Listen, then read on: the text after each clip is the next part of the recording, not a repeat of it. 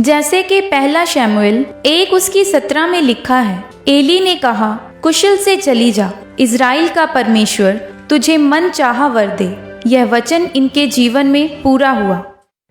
साਰਿਆਂ ਨੂੰ ਜੈਮ ਸੀ ਕਿ ਮੇਰਾ ਨਾਮ ਕਿਰਨ ਹੈ, ਮੇਰੇ ਹਸਬੰਡ ਦਾ ਨਾਮ ਮਨੀਸ਼ ਕੁਮਾਰ ਹੈ। ਅਸੀਂ ਪਿੰਡ ਜੰਤੀਪੁਰ ਡਿਸਟ੍ਰਿਕਟ ਅੰਮ੍ਰਿਤਸਰ ਦੇ ਰਹਿਣ ਵਾਲੇ ਹਾਂ। ਅੱਜ ਮੈਂ ਤੁਹਾਨੂੰ ਆਪਣੇ ਜੀਵਨ ਦੀ ਬਹੁਤ ਵੱਡੀ ਗਵਾਹੀ ਦੇਣ ਜਾ ਰਹੀ ਹਾਂ। ਮੇਰੀ ਮੈਰਿਜ ਹੋਈ ਸੀ 2016 ਦੇ ਵਿੱਚ। ਉਸ ਤੋਂ ਬਾਅਦ ਮੈਨੂੰ ਦੁਸ਼ਟ ਆਤਮਾ ਦੇ ਅਟੈਕ ਹੋਣੇ ਸ਼ੁਰੂ ਹੋ ਗਏ। ਜਦੋਂ ਮੈਂ ਸੌਂਦੀ ਹੁੰਦੀ ਸੀ ਫਿਰ ਮੈਨੂੰ ਦਬਾਅ ਹੁੰਦਾ ਸੀ। ਮੈਨੂੰ ਇੰਝ ਹੀ ਲੱਗਦਾ ਰਹਿਣਾ ਰਾਤ ਨੂੰ ਕਿ ਮੇਰੇ ਕੋਲ ਕੋਈ ਹੈਗਾ ਆ। ਅਸੀਂ ਕਮਰੇ 'ਚ 2 ਜਣੇ ਨਹੀਂ, ਕੋਈ ਹੋਰ ਵੀ ਹੈਗਾ ਆ ਸਾਡੇ ਕਮਰੇ ਵਿੱਚ। ਫਿਰ ਜਦੋਂ ਮੈਂ ਸਵੇਰੇ ਉੱਠਦੀ ਸੀ ਫਿਰ ਮੈਨੂੰ ਐਵੇਂ ਹੁੰਦਾ ਸੀ ਕਿ ਜਿਵੇਂ ਮੈਨੂੰ ਕਿਸੇ ਨੇ ਬਹੁਤ ਮਾਰਿਆ ਹੁੰਦਾ ਰਾਤ ਨੂੰ, ਕੁੱਟਿਆ ਹੁੰਦਾ ਹੈ ਬਹੁਤ ਜ਼ਿਆਦਾ। ਮੇਰੇ ਬੋਡੀ ਪੂਰੀ ਪੇਨ ਕਰਨੀ। ਫਿਰ ਮੈਂ ਸੋਚਦੀ ਹੁੰਦੀ ਸੀ ਕਿ ਪਹਿਲਾਂ ਤਾਂ ਕੁਝ ਮੇਰੇ ਨਾਲ ਐਵੇਂ ਨਹੀਂ ਸੀ ਹੁੰਦਾ, ਤੇ ਮੈਰਿਜ ਤੋਂ ਬਾਅਦ ਕੀ ਪ੍ਰੋਬਲਮ ਹੋ ਗਈ ਮੇਰੇ ਨਾਲ। ਇਸੇ ਤਰ੍ਹਾਂ ਮੇਰੇ ਤੇ ਦੁਸ਼ਟ ਆਤਮਾ ਦੇ ਅਟੈਕ ਹੁੰਦੇ ਰਹੇ। ਫਿਰ ਮੈਂ ਔਰ ਮੇਰੇ ਹਸਬੰਡ ਨੇ ਪਲਾਨ ਕੀਤਾ, ਬੇਬੀ ਪਲੈਨਿੰਗ ਬਾਰੇ ਸੋਚਿਆ। ਫਿਰ ਮੈਨੂੰ ਪ੍ਰੈਗਨੈਂਸੀ ਨਹੀਂ ਸੀ ਹੋ ਰਹੀ। ਫਿਰ ਮੇਰੇ ਹਸਬੰਡ ਦੇ ਇੱਕ ਫਰੈਂਡ ਸੀ, ਉਹਨਾਂ ਨੇ ਸਾਨੂੰ ਇੱਕ ਲੇਡੀਜ਼ ਡਾਕਟਰ ਬਾਰੇ ਦੱਸਿਆ। ਫਿਰ ਅਸੀਂ ਉਹਨਾਂ ਕੋਲ ਗਏ। ਉਹਨਾਂ ਨੂੰ ਮੈਂ ਆਪਣੀ ਪ੍ਰੋਬਲਮ ਦੱਸੀ। ਉਹਨਾਂ ਨੇ ਅਲਟਰਾਸਾਊਂਡ ਵਗੈਰਾ ਕੀਤਾ ਤੇ ਉਹਨਾਂ ਨੇ ਮੈਨੂੰ ਦੱਸਿਆ ਕਿ ਤੁਹਾਡੇ ਯੂਟਰਸ ਵਿੱਚ ਸਵੈਲਿੰਗ ਹੈ, ਤੁਹਾਨੂੰ ਮੈਡੀਸਨ ਲੈਣੀ ਪਊਗੀ। ਤਾਂ ਇਸ ਤਰ੍ਹਾਂ ਫਿਰ ਮੈਂ ਉਹਨਾਂ ਕੋਲ ਮੈਡੀਸਨ ਲਈ। ਮੈਡੀਸਨ ਖਾਣ ਤੋਂ ਬਾਅਦ ਫਿਰ 2017 ਦੇ ਵਿੱਚ ਮੈਂ ਫਸਟ ਟਾਈਮ ਪ੍ਰੈਗਨੈਂਟ ਹੋਈ। ਉਸ ਦੌਰਾਨ ਵੀ ਮੇਰੇ ਤੇ ਦੁਸ਼ਟ ਆਤਮਾ ਦੇ ਅਟੈਕ ਹੋਰ ਵੱਧ ਗਏ। ਮੈਨੂੰ ਹਰ ਰੋਜ਼ ਇੱਕ ਹੀ ਸੁਪਨਾ ਆਉਣਾ ਕਿ ਮੇਰੇ ਬੱਚੇ ਨੂੰ ਜਿਵੇਂ ਚੂਹੇ ਖਾ ਰਹੇ ਆ, ਐਵੇਂ ਮੈਨੂੰ ਰੋਜ਼ ਲਗਾਤਾਰ ਸੁਪਨਾ ਆਉਂਦਾ ਰਹਿਣਾ। ਫਿਰ ਜਦੋਂ 3rd ਮੰਥ ਚੱਲ ਰਿਹਾ ਸੀ ਉਦੋਂ ਮੈਨੂੰ ਪੇਨ ਰਹਿਣੀ ਸ਼ੁਰੂ ਹੋ ਗਈ। ਲੋਅਰ ਐਬਡੋਮਨ 'ਚ ਮੇਰੇ ਪੇਨ ਰਹਿਣ ਲੱਗ ਗਈ। ਉਸ ਤੋਂ ਬਾਅਦ ਮੈਂ ਡਾਕਟਰ ਕੋਲ ਗਈ। ਉਹਨਾਂ ਨੇ ਅਲਟਰਾਸਾਊਂਡ ਕੀਤਾ ਤਾਂ ਉਹਨਾਂ ਨੇ ਦੱਸਿਆ ਕਿ ਤੁਹਾਡੇ ਬੱਚੇ ਦੀ ਹਾਰਟ ਬੀਟ ਨਹੀਂ ਹੈਗੀ। ਤਾਂ ਉਸ ਤੋਂ 2 ਦਿਨ ਬਾਅਦ ਮੇਰਾ ਮਿਸਕੈਰੇਜ ਹੋ ਗਿਆ। ਜਦੋਂ ਮੇਰਾ ਮਿਸਕੈਰੇਜ ਹੋ ਗਿਆ ਉਸ ਤੋਂ ਬਾਅਦ ਅਸੀਂ ਬਹੁਤ ਜ਼ਿਆਦਾ ਪਰੇਸ਼ਾਨ ਹੋ ਗਏ। ਜਦੋਂ ਮੇਰੀ ਵਾਈਫ ਦਾ ਮਿਸਕੈਰੇਜ ਹੋਇਆ ਉਦੋਂ ਮੈਂ ਦਿੱਲੀ ਏਅਰਪੋਰਟ ਤੇ ਡਿਊਟੀ ਤੇ ਸੀਗਾ ਤੇ ਫੋਨ ਤੇ ਮੇਰੀ ਗੱਲ ਹੋਈ ਔਰ ਮੈਂ ਇਹ ਗੱਲ ਸੁਣ ਕੇ ਬਹੁਤ ਜ਼ਿਆਦਾ ਪਰੇਸ਼ਾਨ ਹੋਇਆ। ਵਾਈਫ ਵੀ ਬਹੁਤ ਪਰੇਸ਼ਾਨ ਸੀ, ਪਰ ਮੈਂ ਵੀ ਦੁਖੀ ਸੀਗਾ ਅੰਦਰੋਂ ਅੰਦਰ ਹੀ। ਫਿਰ 2 ਦਿਨ ਬਾਅਦ ਮੈਂ ਆਪਣੇ ਘਰ ਵਾਪਸ ਆਇਆ ਔਰ ਆਪਣੀ ਵਾਈਫ ਨੂੰ ਹੌਸਲਾ ਦਿੱਤਾ। ਫਿਰ ਆਪਣਾ ਪਰਿਵਾਰ ਦੇ ਵਿੱਚ ਮੈਂ 2-3 ਦਿਨ ਰਹਿ ਕੇ ਗਿਆ ਸੀਗਾ। ਫਸਟ ਮਿਸਕੈਰੇਜ ਦੇ 3 ਮਹੀਨਿਆਂ ਬਾਅਦ ਮੈਂ ਫਿਰ ਦੁਬਾਰਾ ਪ੍ਰੈਗਨੈਂਟ ਹੋਈ। ਉਸ ਤੋਂ ਬਾਅਦ ਵੀ ਮੈਨੂੰ ਪੇਨ ਰਹਿੰਦਾ ਸੀ ਬਹੁਤ ਜ਼ਿਆਦਾ। 1.5 ਮੰਥ ਦੀ ਪ੍ਰੈਗਨੈਂਸੀ ਸੀ। ਫਿਰ ਅਸੀਂ ਅਲਟਰਾਸਾਊਂਡ ਕਰਵਾਇਆ ਕਿ ਮੇਰੇ ਇੰਨਾ ਜ਼ਿਆਦਾ ਪੇਨ ਕਿਉਂ ਰਹਿੰਦਾ ਆ। ਫਿਰ ਜਦੋਂ ਡਾਕਟਰ ਨੇ ਅਲਟਰਾਸਾਊਂਡ ਕੀਤਾ ਤਾਂ ਉਹਨਾਂ ਨੇ ਦੱਸਿਆ ਕਿ ਮੈਨੂੰ ਐਕਟੋਪਿਕ ਪ੍ਰੈਗਨੈਂਸੀ ਆ। ਤਾਂ ਅਸੀਂ ਉਹਨਾਂ ਕੋਲ ਪੁੱਛਿਆ ਕਿ ਐਕਟੋਪਿਕ ਪ੍ਰੈਗਨੈਂਸੀ ਦੇ ਵਿੱਚ ਕੀ ਹੁੰਦਾ ਆ। ਉਹਨਾਂ ਨੇ ਸਾਨੂੰ ਦੱਸਿਆ ਕਿ ਜਿਹੜੀ ਐਕਟੋਪਿਕ ਪ੍ਰੈਗਨੈਂਸੀ ਤੁਹਾਡੀ ਯੂਟਰਸ ਦੇ ਵਿੱਚ ਨਹੀਂ ਹੈਗੀ, ਬੱਚੇਦਾਨੀ ਦੇ ਵਿੱਚ ਤੁਹਾਡਾ ਬੱਚਾ ਨਹੀਂ ਹੈਗਾ, ਫੈਲੋਪੀਅਨ ਟਿਊਬਸ ਦੇ ਵਿੱਚ ਆ। ਤੇ ਉਹ ਜਿਹੜੀ ਟਿਊਬਸ ਆ ਉਹ ਉਹਨਾਂ ਦੇ ਵਿੱਚ ਬੇਬੀ ਗਰੋਥ ਨਹੀਂ ਕਰ ਪਾਉਂਦਾ ਹੈਗਾ। ਫਿਰ ਡਾਕਟਰ ਨੇ ਸਾਨੂੰ ਕਿਹਾ ਕਿ ਜਿਹੜੀ ਤੁਹਾਡੀ ਫੈਲੋਪੀਅਨ ਟਿਊਬ ਆ ਉਹ ਰਿਮੂਵ ਕਰਨੀ ਪਊਗੀ। ਤਾਂ ਅਗਰ ਨਾ ਰਿਮੂਵ ਕੀਤੀ ਤਾਂ ਜ਼ਹਿਰ ਤੁਹਾਡੇ ਬੋਡੀ 'ਚ ਫੈਲ ਜਾਏਗਾ, ਤੁਹਾਡੀ ਡੈਥ ਵੀ ਹੋ ਸਕਦੀ ਆ। ਇਸ ਕਰਕੇ ਤੁਹਾਡੇ ਓਪਰੇਟ ਕਰਨਾ ਪਏਗਾ। ਤਾਂ ਉਹਨਾਂ ਨੇ ਕਿਹਾ ਕਿ ਨੈਕਸਟ ਡੇ ਅਗਲੇ ਦਿਨ ਤੁਸੀਂ ਆ ਕੇ ਓਪਰੇਟ ਕਰਵਾਉਣਾ ਆ। ਤਾਂ ਅਸੀਂ ਘਰ ਚਲੇ ਗਏ। ਤਾਂ ਰਾਤ ਨੂੰ ਵੀ ਮੇਰੇ ਬਹੁਤ ਜ਼ਿਆਦਾ ਪੇਨ ਰਿਹਾ। ਜਦੋਂ ਮੈਂ ਮਾਰਨਿੰਗ 'ਚ ਉੱਠੀ ਤਾਂ ਮੇਰੇ ਬਲੀਡਿੰਗ ਸ਼ੁਰੂ ਹੋ ਗਈ। ਤਾਂ ਮੇਰੀ ਫੈਮਿਲੀ ਮੈਂਬਰ ਮੈਨੂੰ ਹਸਪੀਟਲ ਲੈ ਗਏ।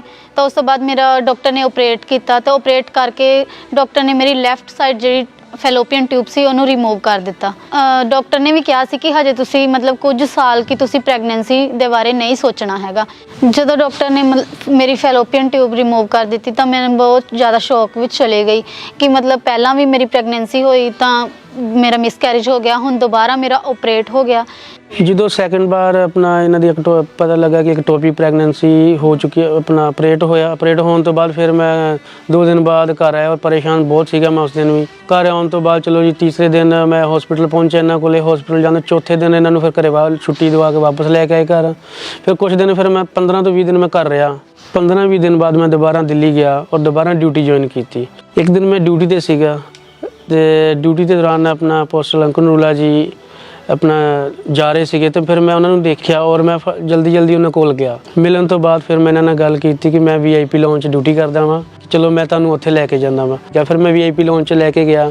ਫਿਰ ਉੱਥੇ ਬਿਠਾਇਆ। ਫਿਰ ਉੱਥੇ ਬੈਠਣ ਤੋਂ ਬਾਅਦ ਫਿਰ ਮੈਂ ਇਹਨਾਂ ਨਾਲ ਗੱਲਬਾਤ ਕੀਤੀ। ਫਿਰ ਮੈਂ ਆਪਣੀ ਸਮੱਸਿਆ ਦੱਸੀ ਕਿ ਮੇਰੇ ਅਪੋਸਟਲ ਜੀ ਮੈਨੂੰ ਪਰੇਸ਼ਾਨੀ ਆ ਕਿ ਮੇਰੇ ਪਹਿਲੀ ਇੱਦਾਂ ਦਵਾਈ ਦੀ ਪ੍ਰੈਗਨੈਂਸੀ ਹੋਈ ਸੀਗੀ, ਉਦੋਂ ਮਿਸਕੈਰੇਜ ਹੋ ਗਿਆ। ਸੈਕਿੰਡ ਪ੍ਰੈਗਨੈਂਸੀ ਐਕਟੋਪਿਕ ਹੋ ਗਈ ਤੇ ਫਿਰ ਹੁਣ ਆਪਰੇਸ਼ਨ ਹੋਣੇ ਸਡਨਲੀ ਥੋੜਾ ਟਾਈਮ ਹੋ ਗਿਆ ਆਪਰੇਸ਼ਨ ਨੂੰ। ਪਰਮੇਸ਼ਰ ਦਾਸ ਜੀ ਨੇ ਫਿਰ ਮੇਰੀ ਆਪਣਾ ਸਾਰੀ ਗੱਲਬਾਤ ਸੁਣੀ। ਗੱਲਬਾਤ ਸੁਣਨ ਤੋਂ ਬਾਅਦ ਫਿਰ ਮੈਨੂੰ ਇੱਕ ਭਵਿੱਖਬਾਣੀ ਦਿੱਤੀ ਤੁਸੀਂ ਅਗਲੇ ਸਾਲ 5 ਸਤੰਬਰ 2018 ਚ ਬੇਬੀ ਬੁਆਏ ਨਾਲ ਬਲੈਸ ਹੋਗੇ ਔਰ ਤੁਸੀਂ ਇੱਕ ਬਹੁਤ ਵੱਡੀ ਇੱਕ ਗਵਾਹੀ ਬਣ ਕੇ ਤੁਸੀਂ ਚਰਚ ਵਿੱਚ ਖੁਦ ਆਓਗੇ। ਫਿਰ ਜਦੋਂ ਪਰਮੇਸ਼ਰ ਦੇ ਦਾਸ ਮੇਰੇ ਹਸਬੈਂਡ ਨੂੰ ਮਿਲੇ ਤਾਂ ਉਹਨਾਂ ਨੇ ਇਹਨਾਂ ਨੂੰ ਵਰਡ ਦਿੱਤੇ, ਤਾਂ ਇਹਨਾਂ ਨੇ ਮੈਨੂੰ ਫੋਨ ਕਰਕੇ ਮਾਰਨਿੰਗ 'ਚ ਦੱਸਿਆ ਕਿ ਪਰਮੇਸ਼ਰ ਦੇ ਦਾਸ ਅੰਕੁਰ ਨਰੂਲਾ ਜੀ ਮੈਨੂੰ ਮਿਲੇ। ਤਾਂ ਉਹਨਾਂ ਨੇ ਮੇਰੇ ਲਈ ਪ੍ਰਾਰਥਨਾ ਕੀਤੀ, ਮੈਂ ਉਹਨਾਂ ਨੂੰ ਪਰੇਸ਼ਾਨੀ ਦੱਸੀ ਤਾਂ ਉਹਨਾਂ ਨੇ ਮੇਰੇ ਲਈ ਪ੍ਰਾਰਥਨਾ ਕੀਤੀ ਔਰ ਮੈਨੂੰ ਉਹਨਾਂ ਨੇ ਵਰਡ ਦਿੱਤੇ ਆ।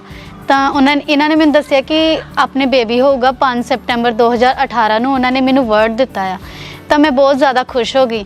ਉਸ ਪ੍ਰੋਫੈਟਿਕ ਵਰਡ ਦੇ 1 ਮਹੀਨੇ ਬਾਅਦ ਜਦੋਂ ਮੈਂ ਪ੍ਰੈਗਨੈਂਸੀ ਟੈਸਟ ਕੀਤਾ ਤਾਂ ਮੈਂ ਪ੍ਰੈਗਨੈਂਟ ਸੀ ਤੀਸਰੀ ਵਾਰ। ਤਾਂ ਮੈਂ ਬਹੁਤ ਜ਼ਿਆਦਾ ਖੁਸ਼ ਹੋਈ। ਤਾਂ ਮੈਂ ਆਪਣੇ ਹਸਬੈਂਡ ਨੂੰ ਕਾਲ ਕਰਕੇ ਦੱਸਿਆ ਕਿ ਮੈਂ ਮਤਲਬ ਪ੍ਰੈਗਨੈਂਟ ਆ। ਤਾਂ ਮੇਰੇ ਹਸਬੈਂਡ ਵੀ ਬਹੁਤ ਜ਼ਿਆਦਾ ਖੁਸ਼ ਹੋਏ। ਫਿਰ ਮੈਂ ਖਾਮਰਾ ਚਰਚ ਦੇ ਨਾਲ ਆਨਲਾਈਨ ਮੀਟਿੰਗਸ ਦੇ ਨਾਲ ਜੁੜੀ ਰਹੀ। ਤਾਂ ਮੈਂ ਪ੍ਰੇਅਰ ਟਾਵਰ 'ਚ ਵੀ ਫੋਨ ਕਰਕੇ ਮੈਂ ਪ੍ਰੇਅਰ ਕਰਵਾਉਂਦੀ ਰਹੀ। ਜਦੋਂ ਵੀ ਮੈਂ ਹਸਪੀਟਲ ਵੀ ਜਾਣਾ ਤਾਂ ਮੈਂ ਪ੍ਰੇਅਰ ਟਾਵਰ 'ਚ ਪ੍ਰੇਅਰ ਕਰਵਾ ਕੇ ਫੋਨ 'ਤੇ ਤਾਂ ਮੈਂ ਮਤਲਬ ਫੇਰ ਜਾਣਾ। ਤਾਂ ਐਵੇਂ ਮੇਰੇ ਮਤਲਬ ਪੂਰੀ ਪ੍ਰੈਗਨੈਂਸੀ 'ਚ ਮੈਨੂੰ ਮਤਲਬ ਖੁਦਾ ਨੇ ਸੇਫ ਰੱਖਿਆ ਪੂਰਾ। ਫਿਰ ਜਿਸ ਤਰ੍ਹਾਂ ਪ੍ਰਭੂ ਦੇ ਦਾਸ ਨੇ ਸਾਨੂੰ ਵਰਡ ਦਿੱਤੇ ਸੀ ਕਿ 5 ਸਤੰਬਰ 2018 ਨੂੰ ਤੁਹਾਡੇ ਬੇਬੀ ਬੋਏ ਹੋਏਗਾ, ਉਸੇ ਤਰ੍ਹਾਂ ਪਰਮੇਸ਼ਰ ਨੇ ਆਪਣੇ ਦਾਸ ਦੀ ਵਰਡ ਨੂੰ ਪੂਰਾ ਕੀਤਾ ਸਾਡੀ ਜ਼ਿੰਦਗੀ ਵਿੱਚ। ਸਾਡੇ 5 ਸਤੰਬਰ 2018 ਨੂੰ ਬੇਬੀ ਬੋਏ ਹੋਇਆ। ਫਿਰ ਜਦੋਂ ਮੇਰੇ ਬੇਬੀ ਬੋਏ ਹੋਇਆ ਤਾਂ ਸਾਡੀ ਫੈਮਿਲੀ ਬਹੁਤ ਜ਼ਿਆਦਾ ਖੁਸ਼ ਸੀ। ਹੁਣ ਸਾਡਾ ਬੇਬੀ 4 ਸਾਲ ਦਾ ਹੋ ਚੁੱਕਿਆ। ਅਸੀਂ ਆਪਣੀ ਫੈਮਿਲੀ 'ਚ ਬਹੁਤ ਜ਼ਿਆਦਾ ਖੁਸ਼ ਹਾਂ ਆਪਣੇ ਬੱਚੇ ਨਾਲ। ਮੇਰਾ ਮਤਲਬ ਜਿਹੜਾ ਬੱਚਾ ਆ ਉਹ ਬਹੁਤ ਜ਼ਿਆਦਾ ਇੰਟੈਲੀਜੈਂਟ ਆ। ਜਿਨ੍ਹਾਂ ਭੈਣਾਂ ਕੋਲ ਬੇਬੀ ਨਹੀਂ ਹੈਗਾ, ਮੈਂ ਉਹਨਾਂ ਨੂੰ ਇਹੀ ਮੈਸੇਜ ਦੇਣਾ ਚਾਹੁੰਦੀ ਹਾਂ ਕਿ ਪ੍ਰਭੂ ਲਈ ਕੁਝ ਵੀ ਅਸੰਭਵ ਨਹੀਂ ਆ। ਮੇਰੀ ਜ਼ਿੰਦਗੀ ਵਿੱਚ ਜੋ ਅਸੰਭਵ ਹੀ ਖੁਦਾ ਨੇ ਉਹਨੂੰ ਸੰਭਵ ਕੀਤਾ ਆ, ਤਾਂ ਤੁਹਾਡੀ ਜ਼ਿੰਦਗੀ ਵਿੱਚ ਵੀ ਉਹ ਸੰਭਵ ਕਰਨਗੇ। ਜਦੋਂ ਮੇਰਾ ਆਪਰੇਸ਼ਨ ਹੋਇਆ ਤਾਂ ਡਾਕਟਰ ਨੇ ਮੇਰੀ ਇੱਕ ਟਿਊਬ ਕੱਢ ਦਿੱਤੀ ਸੀ, ਜਿਹਦੇ ਨਾਲ ਕਿ ਮੈਂ ਨਾ ਉਮੀਦ ਹੋ ਚੁੱਕੀ ਸੀ ਕਿ ਸ਼ਾਇਦ ਮੇਰੀ ਹੁਣ ਪ੍ਰੈਗਨੈਂਸੀ ਨਹੀਂ ਹੋਊਗੀ। ਤਾਂ ਖੁਦਾ ਨੇ ਉਹਨੂੰ ਵੀ ਪੋਸੀਬਲ ਕੀਤਾ ਆ। ਤਾਂ ਮੈਂ ਅੱਜ ਬੇਬੀ ਬੋਏ ਨਾਲ ਬਲੈਸ ਹਾਂ।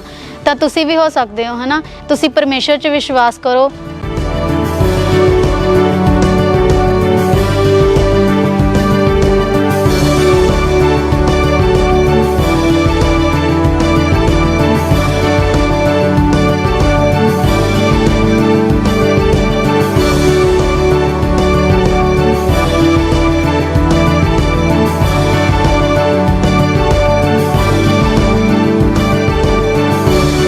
ਇਸ ਵੱਡੀ ਆਸ਼ੀਸ਼ ਲਈ ਅਸੀਂ ਪਰਮੇਸ਼ਰ ਦਾ ਧੰਨਵਾਦ ਕਰਦੇ ਹਾਂ ਤੇ ਪਰਮੇਸ਼ਰ ਦੇ ਦਾਸ ਦਾ ਧੰਨਵਾਦ ਕਰਦੇ ਹਾਂ। ਸਾਰਿਆਂ ਨੂੰ ਜੈ ਮਸੀਹ ਕੀ।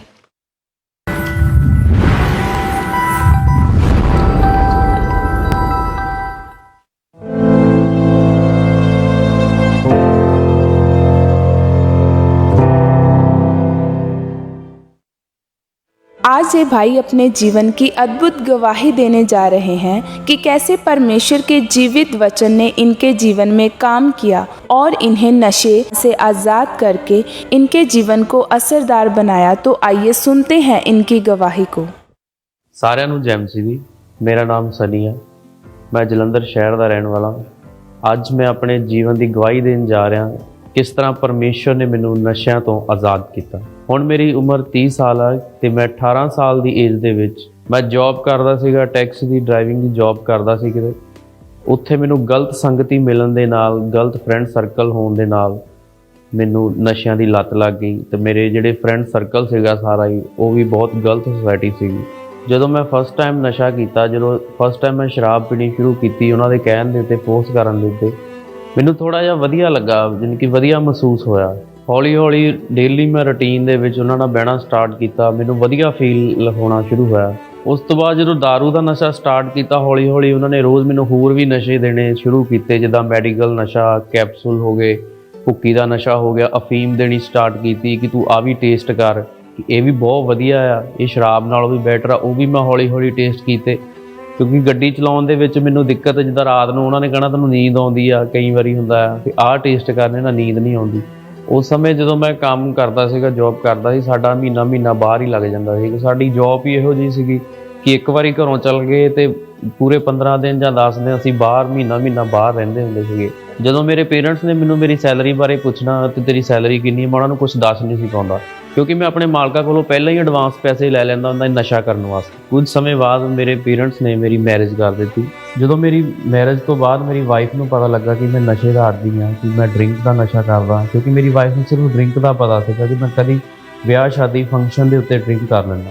ਮੈਨੂੰ ਇਹ ਸੀਗਾ ਕਿ ਇਹਨੂੰ ਹੁਣ ਪਤਾ ਤਾਂ ਲੱਗ ਹੀ ਗਿਆ ਹੈ ਕਿ ਇਹ ਡੇਲੀ ਨਸ਼ਾ ਕਰਦਾ ਹੈ। ਫਿਰ ਮੈਂ ਡੇਲੀ ਰੂਟੀਨ ਦੇ ਵਿੱਚ ਪੀਣੀ ਸਟਾਰਟ ਕੀਤੀ। ਮੈਂ ਡੇਲੀ ਘਰ ਆਉਣਾ, ਪੀ ਕੇ ਉਹ ਜਾਣੀ ਕਿ ਹੋਰ ਮੇਰੇ ਤੋਂ ਜ਼ਿਆਦਾ ਦੁਖੀ ਹੁੰਦੀ ਸੀ।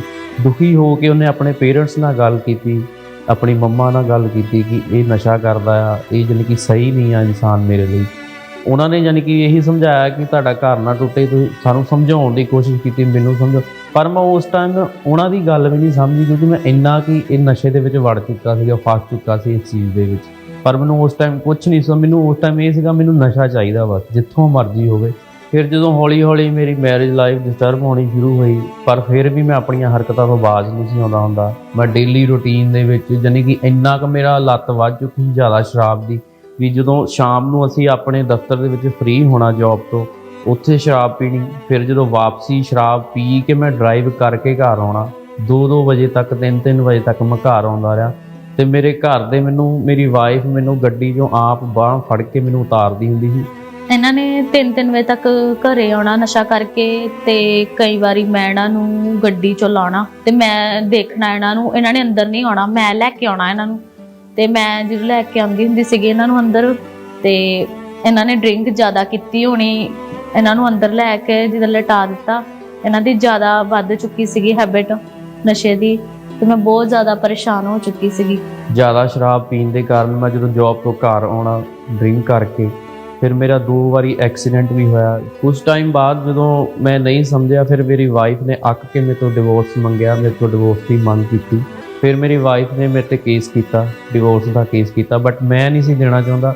ਤੇ ਉਸ ਤੋਂ ਬਾਅਦ ਮੈਂ ਇਕੱਲਾ ਜਦੋਂ ਹੋ ਗਿਆ ਤੇ ਮੇਰੇ ਜਾਣੀ ਕਿ ਨਸ਼ੇ ਹੋਰ ਵੀ ਵੱਧਦੇ ਗਏ। ਉਸ ਤੋਂ ਬਾਅਦ ਮੈਂ ਚਿੱਟੇ ਦਾ ਨਸ਼ਾ ਸਟਾਰਟ ਕੀਤਾ ਕਿ ਮੈਂ ਇਹ ਵੀ ਦੇਖਿਆ ਕਿ ਵੀ ਜਿੱਥੇ ਇੰਨੇ ਕੀਤੇ ਇਹ ਵੀ ਟੇਸਟ ਕਰਕੇ ਦੇਖ ਲਈਏ। ਜਾਣੀ ਕਿ ਇੱਥੋਂ ਤੱਕ ਕਿ ਮੈਨੂੰ ਮੁਹੱਲੇ ਵਾਲੇ ਵੀ ਬੁਲਾਉਣਾ ਛੱਡ ਗਏ ਸੀ, ਕਿ ਨਸ਼ੇੜੀ ਕਹਿਣਾ ਸਟਾਰਟ ਕਰ ਦਿੱਤੇ, ਸ਼ਰਾਬੀ ਕਹਿਣਾ ਸਟਾਰਟ ਕਰ ਦਿੰਦੇ ਸੀਗੇ। ਤੇ ਮੇਰੇ ਜਾਣੀ ਕਿ ਘਰ ਦੇ, ਮੇਰੀ ਫੈਮਿਲੀ ਦੇ ਕੁਝ ਮੈਂਬਰ ਸੀਗੇ ਜਿਹੜੇ ਮੈਨੂੰ ਨਹੀਂ ਬੁਲਾਉਂਦੇ ਹੁੰਦੇ ਸੀ ਚੱਜ ਨਾਲ। ਉਸ ਤੋਂ ਬਾਅਦ ਜਦੋਂ ਵਾਈਫ ਮੇਰੀ ਚੱਲ ਗਈ, ਮੇਰੀ ਜ਼ਿੰਦਗੀ ਇੱਦਾਂ ਸੀਗੀ ਕਿ ਮੈਂ ਜਾਣੀ ਕਿ ਮੈਂਟਲੀ ਅਪਸੈਟ, ਜਾਣੀ ਡਿਪਰੈਸ਼ਨ ਦੇ ਵਿੱਚ ਚਲ ਗਿਆ। ਜਾਣੀ ਕਿ ਇੱਦਾਂ ਮੈਂ ਲੱਗਦਾ ਸੀਗਾ ਕਿ ਮੈਂ ਸੁਸਾਈਡ ਕਰਾਂ, ਆਪਣੇ ਆਪ ਨੂੰ ਮਾਰਨ ਦੀ ਕੋਸ਼ਿਸ਼ ਕਰਦਾ ਸੀਗਾ ਕਿ ਮੈਂ ਓਵਰਡੋਜ਼ ਲੈਣ ਦੇ ਨਾਲ ਮੇਰੀ ਡੈਥ ਹੋ ਜਾਵੇ ਜਾਂ ਕੁਝ ਵੀ, ਜਾਣੀ ਕਿ ਇੱਦਾਂ ਦਾ ਮੈਂ ਸੋਚਦਾ ਸੀਗਾ। ਨਸ਼ੇ ਦੀ ਵਜ੍ਹਾ ਕਰਕੇ ਮੇਰੀ ਜੌਬ ਵੀ ਛੁੱਟ ਗਈ, ਮੈਨੂੰ ਮੇਰੇ ਮਾਲਕਾਂ ਨੇ ਮੈਨੂੰ ਕੰਮ ਤੋਂ ਜਵਾਬ ਦੇ ਦਿੱਤਾ, ਕਿਉਂਕਿ ਮੈਂ ਕੰਮ ਤੇ ਜਾਂਦਾ ਨਹੀਂ ਸੀਗਾ, 24 ਘੰਟੇ ਨਸ਼ੇ ਦੇ ਵਿੱਚ ਰਹਿੰਦਾ ਸੀਗਾ, ਸ਼ਰਾਬ ਦੇ ਨਸ਼ੇ ਦੇ ਵਿੱਚ ਰਹਿੰਦਾ ਸੀਗਾ।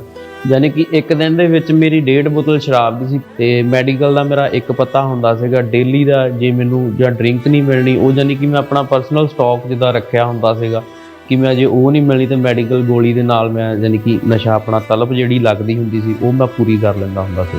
ਫਿਰ ਇੱਕ ਦਿਨ ਮੇਰੀ ਵਾਈਫ ਦਾ ਮੈਨੂੰ ਕਾਲ ਆਇਆ ਕਿ ਮੈਂ ਤੇਰੇ ਨਾਲ ਘਰ ਆਉਣ ਲਈ ਐਗਰੀ ਹਾਂ, ਮੈਂ ਤੇਰੇ ਨਾਲ ਦੁਬਾਰਾ ਘਰ ਵਸਾਉਣ ਲਈ ਤਿਆਰ ਹਾਂ, ਪਰ ਤੈਨੂੰ ਪਰਮੇਸ਼ਰ ਨੂੰ ਗ੍ਰਹਿਣ ਕਰਨਾ ਪਊਗਾ।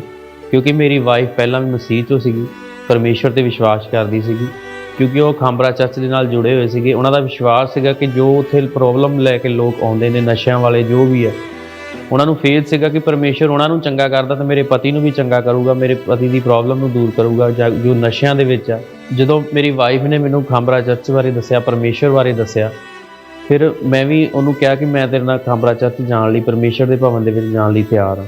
ਫਿਰ ਮੈਂ ਤੇ ਮੇਰੀ ਵਾਈਫ ਨੇ ਖਾਂਬਰਾ ਚਰਚ ਆਉਣਾ ਸਟਾਰਟ ਕੀਤਾ। ਇੱਥੇ ਆ ਕੇ ਜਦੋਂ ਮੈਂ ਪਰਮੇਸ਼ਰ ਦੇ ਵੱਡੇ ਕੰਮਾਂ ਨੂੰ ਦੇਖਿਆ ਕਿ ਪਰਮੇਸ਼ਰ ਕਿੱਦਾਂ ਨਸ਼ੇ ਵਾਲਿਆਂ ਨੂੰ, ਜਿਹੜੇ 20-20 ਸਾਲ ਤੋਂ 50-50 ਸਾਲ ਤੋਂ ਜਿਨ੍ਹਾਂ ਨੂੰ ਨਸ਼ਾ ਦੀ ਲੱਤ ਲੱਗੀ ਹੋਈ ਸੀ, ਉਹਨਾਂ ਨੂੰ ਛੁਟਕਾਰਾ ਦੇ ਰਿਹਾ, ਪਰਮੇਸ਼ਰ ਛੂਹ ਰਿਹਾ, ਤੇ ਮੇਰਾ ਫੇਥ, ਮੇਰਾ ਵਿਸ਼ਵਾਸ ਹੋਰ ਵੀ ਵੱਧਦਾ ਗਿਆ ਕਿ ਪਰਮੇਸ਼ਰ ਮੈਨੂੰ ਵੀ ਚੇਂਜ ਕਰੂਗਾ, ਮੈਨੂੰ ਵੀ ਸ਼ਿਫਾ ਦੇਊਗਾ, ਮੈਨੂੰ ਵੀ ਨਸ਼ਿਆਂ ਤੋਂ ਮੁਕਤੀ ਮਿਲੂਗੀ। ਫਿਰ 10 ਅਪ੍ਰੈਲ 2022 ਨੂੰ ਮੈਂ ਖਾਂਬਰਾ ਚਰਚ ਜਦੋਂ ਆਇਆ, ਪਰਮੇਸ਼ਰ ਦੇ ਦਾਸ ਨੇ ਨਸ਼ੇ ਵਾਲਿਆਂ ਲਈ ਪ੍ਰੇਅਰ ਕੀਤੀ ਸੀਗੀ। यीशु मसीह के सामर्थ्य नाम में आज वो दुष्ट आत्मा निकल आए। आज फ्री होकर वापिस आना है, सेवा के लिए तैयार होकर वापिस आना है। सारी गंदगी की आत्मा, नशे की बीमारी की आत्मा, come out out out out, command करा से आउट से आउट से आउट से आउट से आउट से आउट से आउट से आउट। ਜਦੋਂ ਮੈਂ ਉਸ ਪ੍ਰਾਰਥਨਾ ਨੂੰ ਰਿਸੀਵ ਕੀਤਾ ਤੇ ਪਰਮੇਸ਼ਰ ਦੇ ਆਤਮਾ ਨੇ ਮੈਨੂੰ ਛੂਇਆ, ਤੇ ਜਾਣੀ ਕਿ ਇੰਨਾ ਕੁ ਮੇਰਾ ਸਰੀਰ ਹਲਕਾ ਹੋਇਆ ਕਿ ਜਿੱਦਾਂ ਮੈਨੂੰ ਇੰਨਾ ਕੁ ਫੀਲ ਹੋਇਆ ਕਿ ਮੇਰਾ ਬੋਝ ਜਿਹੜਾ ਸਰੀਰ ਭਾਰਾ ਸੀਗਾ ਇੱਕਦਮ ਹਲਕਾ ਹੋਇਆ, ਤੇ ਪਰਮੇਸ਼ਰ ਦੇ ਆਤਮਾ ਨੇ ਮੈਨੂੰ ਫੀਲ ਹੁੰਦਾ ਸੀ ਕਿ ਛੂਇਆ। ਫਿਰ ਮੈਂ ਆਤਮਾ ਦੇ ਵਿੱਚ ਰੋਣਾ ਸਟਾਰਟ ਕੀਤਾ। ਉਸ ਦਿਨ ਜਦੋਂ ਪ੍ਰੇਅਰ ਰਿਸੀਵ ਕਰਨ ਤੋਂ ਬਾਅਦ ਜਦੋਂ ਅਸੀਂ ਘਰ ਗਏ, ਮੈਂ ਆਪਣੇ ਆਪ ਨੂੰ ਚੈੱਕ ਕੀਤਾ ਕਿ ਮੈਨੂੰ 1 ਮਿੰਟ ਵੀ ਮੈਂ ਨਸ਼ੇ ਤੋਂ ਬਿਨਾਂ ਨਹੀਂ ਸੀ ਰਹਿ ਸਕਦਾ। ਪਰ ਉਸ ਦਿਨ ਤੋਂ ਬਾਅਦ ਮੈਨੂੰ ਕੋਈ ਤਲਬ ਨਹੀਂ ਲੱਗੀ। ਉਸ ਦਿਨ ਤੋਂ ਬਾਅਦ ਮੈਂ ਪੂਰੀ ਤਰ੍ਹਾਂ ਨਸ਼ੇ ਤੋਂ ਆਜ਼ਾਦ ਹਾਂ। ਨਾ ਮੈਂ ਸ਼ਰਾਬ ਦਾ ਨਸ਼ਾ ਕੀਤਾ, ਨਾ ਮੈਂ ਭੁੱਕੀ ਦਾ, ਨਾ ਮੈਂ ਅਫੀਮ ਦਾ, ਨਾ ਮੈਂ ਮੈਡੀਕਲ ਨਸ਼ਾ ਕੀਤਾ, ਤੇ ਨਾ ਹੀ ਮੈਨੂੰ ਚਿੱਟੇ ਦੀ ਤਲਪ ਲੱਗੀ। ਹੁਣ ਮੇਰੀ ਮੈਰਿਜ ਲਾਈਫ ਹੀ ਵਧੀਆ, ਜੋ ਮੇਰੀ ਮੈਰਿਜ ਲਾਈਫ ਡਿਸਟਰਬ ਹੋਈ ਸੀਗੀ ਹੁਣ ਜਾਣੀ ਕਿ ਬੈਟਰ ਪਰਮਿਸ਼ਨ ਨੇ ਵਧੀਆ ਕੀਤੀ ਹੋਈ ਆ, ਤੇ ਜਿਹੜੇ ਲੋਕ ਮੈਨੂੰ ਨਸ਼ੇੜੀ ਕਹਿੰਦੇ ਹੁੰਦੇ ਸੀ ਕਿ ਵੀ ਜਿਹੜੇ ਮੇਰੇ ਰਿਸ਼ਤੇਦਾਰ ਕਹਿੰਦੇ ਨਹੀਂ ਸੀ ਵੀ ਇਹਨੇ ਨਹੀਂ ਸੁਧਰਨਾ ਹੈਗਾ, ਹੁਣ ਉਹ ਵੀ ਮੈਨੂੰ ਦੇਖ ਕੇ ਖੁਸ਼ ਹੁੰਦੇ ਆ ਕਿ ਪਰਮੇਸ਼ਰ ਨੇ ਇਹਦੇ ਜੀਵਨ ਨੂੰ ਚੇਂਜ ਕੀਤਾ ਹੈ।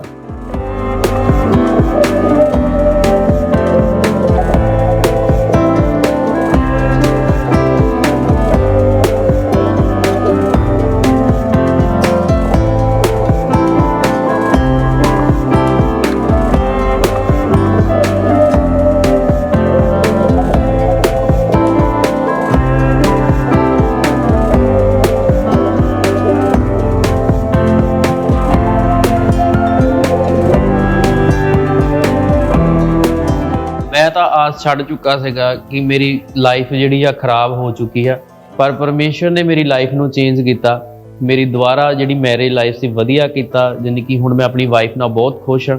मैं तुहानूं यही कहना चाहुंदा है कि जिस तरह परमेश्वर ने मैनूं मेरी बांह फड़ के इस दलदल चों कढिया, परमेश्वर तुहानूं भी चेंज करूगा। सिर्फ विश्वास रखो, परमेश्वर सब कुछ करन दी सामर्थ रखदा है। इस छुटकारे लई मैं परमेश्वर दा धन्नवाद करदा, परमेश्वर दे दास दा धन्नवाद करदा ते